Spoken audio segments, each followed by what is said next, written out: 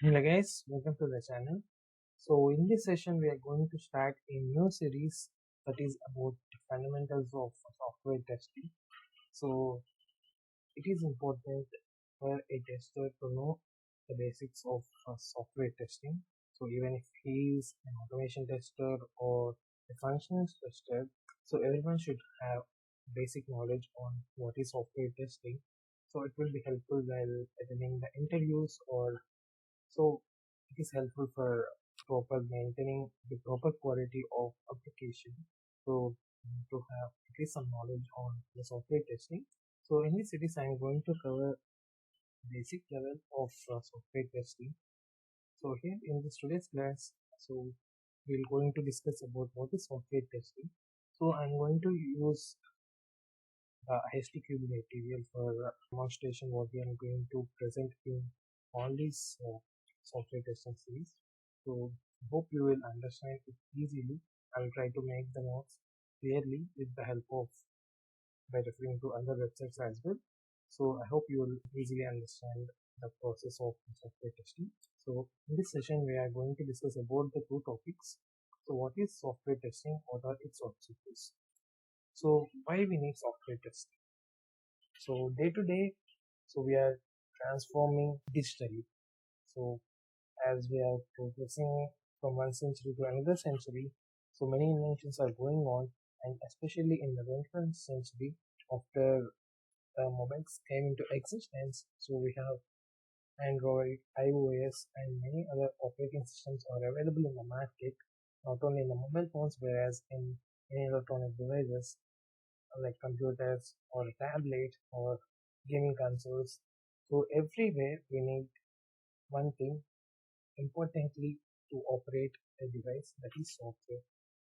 So for proper functioning of any device, software is becoming one key parameter and it acts as one of the key roles in a particular product. So not only in just like the software which user is using, so internally we have a lot of softwares. So suppose if you are using a mobile phone, so we are just sending the message with WhatsApp or with normal messaging app. So internally we have a lot of processes inside the network. So those are also processes which require testing for proper functioning between the devices. So we are going to other different types of testings as well in this course. So we'll see what is software testing.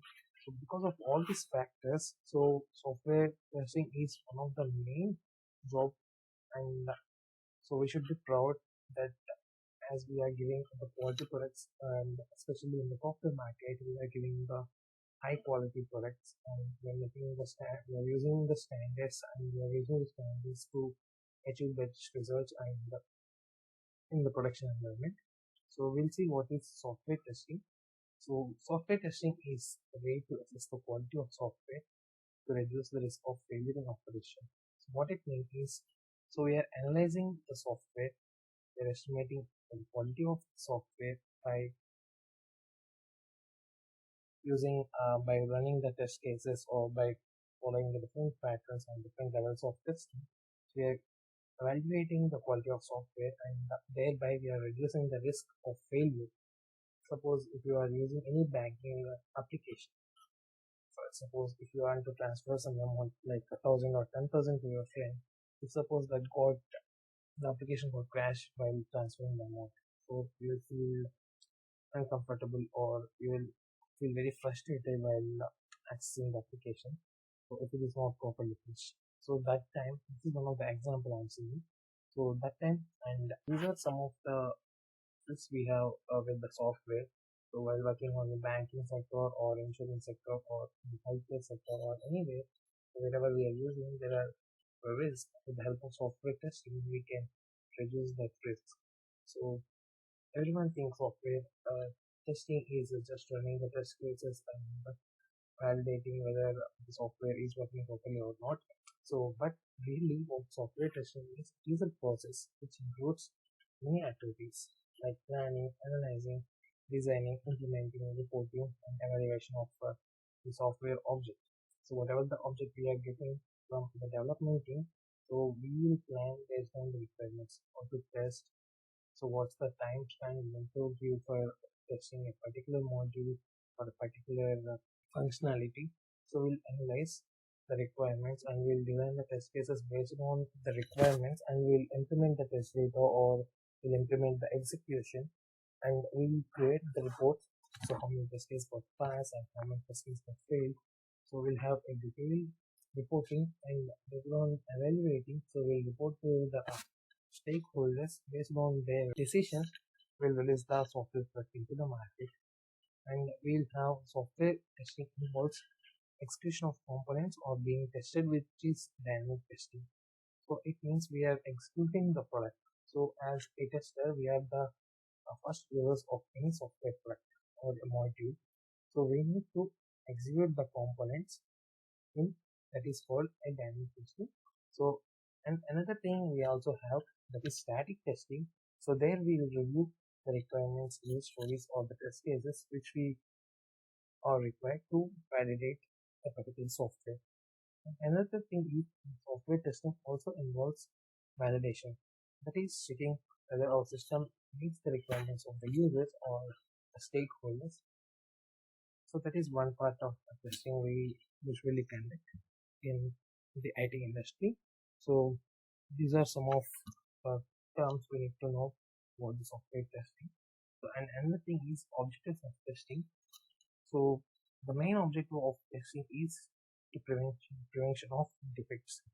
So the two by evaluating the requirements and user stories and design and code.